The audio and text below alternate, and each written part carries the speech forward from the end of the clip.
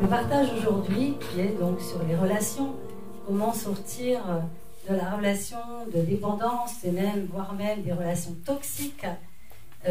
Pourquoi ce sujet? Parce que dans mon travail, je rencontre énormément de personnes qui sont engluées, qui sont magnifiques, qui sont des lumières, moi j'ai envie de dire, mais qui sont engluées dans des relations de dépendance et de surtout une dépendance qui les réduit. Est-ce que ça résonne ça pour certaines personnes? Ce côté de... on peut être totalement, comment dire, dans sa grandeur quand on est tout seul, puis tout d'un coup dans la relation, ça devient complètement bancal, ou au moins il y en a un qui penche vers l'autre, quoi. Et donc ça crée énormément de souffrance et surtout de lumière qui s'éteigne. Et un des moments qui a été important pour moi, ça a été il y a 3-4 ans. J'anime depuis longtemps des stages, notamment des stages de femmes, mais aussi j'ai une époque où je voyais aussi beaucoup de couples.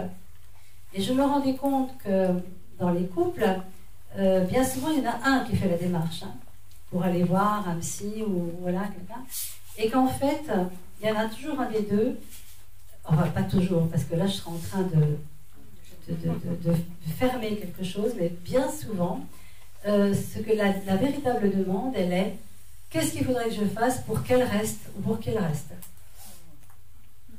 Et la demande, qu'est-ce qui en moi crée, qu'est-ce qui est soulevé maintenant, qu'est-ce qui est réveillé par l'autre, par la relation, bien souvent, ça n'arrive pas ou ça met longtemps avant d'arriver.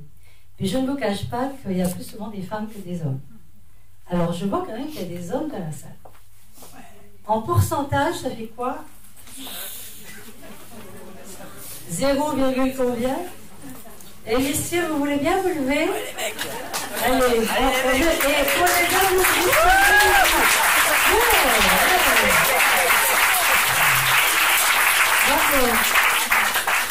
Alors d'abord, moi je voudrais vraiment très sincèrement vous remercier, messieurs, d'être là et vous honorer de votre présence, parce que vraiment, ça nous fait du bien, nous les femmes aussi, de vous voir comme ça dans les endroits où on se pose beaucoup de questions sur comment vivre avec plus de joie, plus de bonheur, plus d'authenticité et peut-être aussi plus de vulnérabilité. Alors, est-ce que c'est pour ça qu'il y a moins d'hommes? Peut-être, parce qu'on aborde beaucoup la vulnérabilité et qu'il y a beaucoup de systèmes de croyances encore dans le milieu culturel dans lequel nous sommes, que les hommes doivent être forts et inébranlables, et puis aux femmes les histoires d'état d'âme et de se raconter un petit peu ce qui va ou ce qui ne va pas. Mais en même temps, si on parle de relations, c'est sûr que si vous êtes 6 dans la salle et que là il y a 80 femmes et que les femmes en général qui cherchent une relation, elles cherchent aussi des hommes qui se remettent en cause, ça fait combien de femmes pour un homme ici? Ça fait beaucoup. Voilà. Donc vous voyez, il y a aussi quelque chose là à transformer, et que peut-être les femmes ici présentes, peut-être que nous avons à être des inspirations pour tous les hommes. Peut-être même ici que certains hommes sont là parce qu'une femme leur a demandé de venir. Je ne sais pas, je ne vous ai pas posé la question. Mais souvent c'est comme ça. Et donc c'est pas que c'est bien ou que c'est mal ou que c'est supérieur ou inférieur, alors là ça n'a rien à voir. Mais c'est simplement que peut-être en ce moment, il nous est peut-être demandé justement d'être les inspirations pour créer des relations différentes. Parce que dans la plupart des relations difficiles que j'ai pu voir, beaucoup de femmes se sentent victimes. Beaucoup de femmes racontent vraiment, oui, il m'a fait ci, il m'a fait ça, et puis avec une sensation d'impuissance, et puis de révolte, et d'avoir été abusée, etc. Certes, il y a beaucoup de relations où il y a eu de l'abus, et j'ai même été extrêmement étonnée dans tout mon parcours et ma carrière de constater ces abus. Parce que les abus, c'est pas uniquement des abus sexuels. Les abus, ça peut être tout simplement même des abus verbaux. Les abus, ça peut être de la moquerie, ça peut être railler quelqu'un. Et en fait, j'ai même envie de dire que dans les relations, quand nous vivons l'abus en tant qu'adultes, c'est que la plupart du temps, nous avons déjà connu l'abus avant. Parce que ce que je voudrais aborder, c'est la relation dans son aspect vibratoire.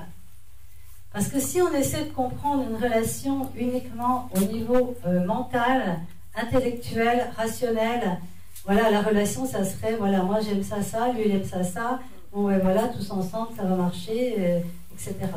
Ceci dit, ça peut, parce que les mariages de raison, il paraît que ça marche très bien.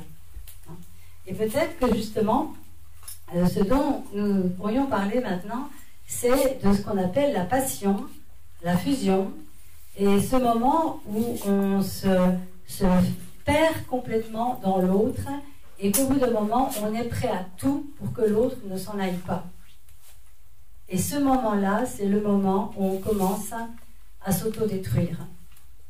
Et pourtant, si vous regardez la littérature et les films les plus adulés, ce sont les films où il y a une relation passionnelle, une relation qui devient une relation de dépendance. Si tu pars, je meurs.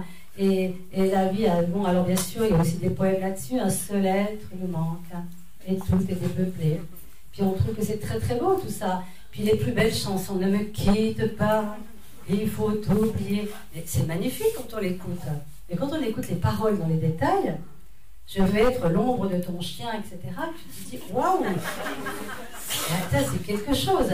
Et puis, bon, mourir d'aimer, laisse-moi t'aimer toute une nuit, voilà. Et après, non mais, puis il s'est suicidé quand même, hein. Bon, non mais, vous voyez, c'est ça que, c'est ça qui est beaucoup, ce fameux romantisme tragique fait partie aussi de la culture. Et en fait, même se dire qu'on vit une passion, torride et de souffrance, on a l'impression d'être vivant. Et si c'était tout du blabla, ça? Et si c'était, en fait, une façon de nous avoir maintenus, en fait, plus petits que nous sommes?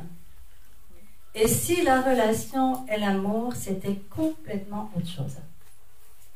Alors, pourquoi je vous parle de ça? Moi, déjà, je totalise 34 années de mariage. Bon, il y a plus, hein. Mais je totalise 34 années de mariage en 2 unions. La première union, ça a été une catastrophe finale, on va dire. Mais au départ, une passion comme on en rêve toutes, et peut-être tous. C'est-à-dire, je fusionne, tu es à moi, je suis à toi, il n'y a plus rien d'autre sur la terre que toi, que nous, le ciel bleu, vous savez. Je pourrais faire une conférence qu'avec des chansons. On peut s'effondrer, hein, et la terre peut bien s'écrouler. En fait, toutes ces choses qui on est là, on en rêve.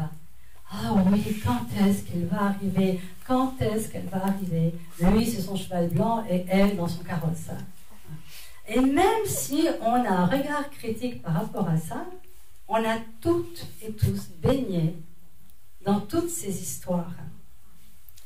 Et bien, si on les regarde maintenant vraiment avec plus de conscience, et c'est bourré de névrose. Et c'est de la pathologie à fond la caisse. Et puis on est là, ah oui, mourir d'aimer. Mais vous croyez vraiment que aimer, c'est mourir pour l'autre ou pour tuer l'autre ou je ne sais quoi? Peut-être qu'on peut dire que quelqu'un, par exemple, a tué par manque d'amour, mais est-ce qu'on peut dire par amour? Combien de fois dans les faits divers on remarquait ça?